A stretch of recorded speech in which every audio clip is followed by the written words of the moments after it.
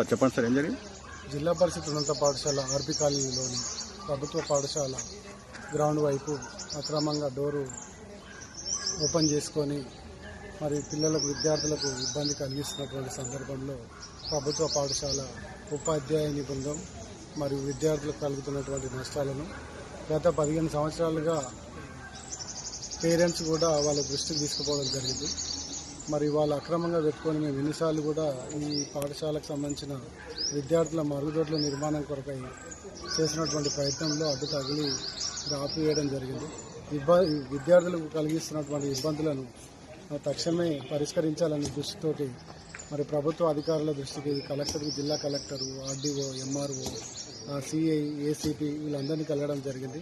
వారు ఎలాంటి చర్యలు తీసుకోలేకపోవడం వల్ల హైడ్రా కమిషనర్ రంగనాథ్ సార్ని నేను అప్రోచ్ కావడం జరిగింది.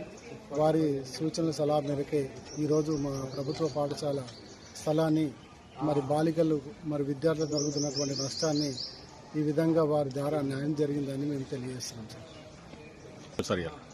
వాళ్ళు ఏదైతే ఆక్రమించుకున్నటువంటి స్థలాన్ని మా ఆధీనంలోకి తీసుకోవడం జరిగింది. ఫెన్సింగ్ వేసి మాకు పకడ్బందీగా ఏర్పాటు చేయడం జరిగింది.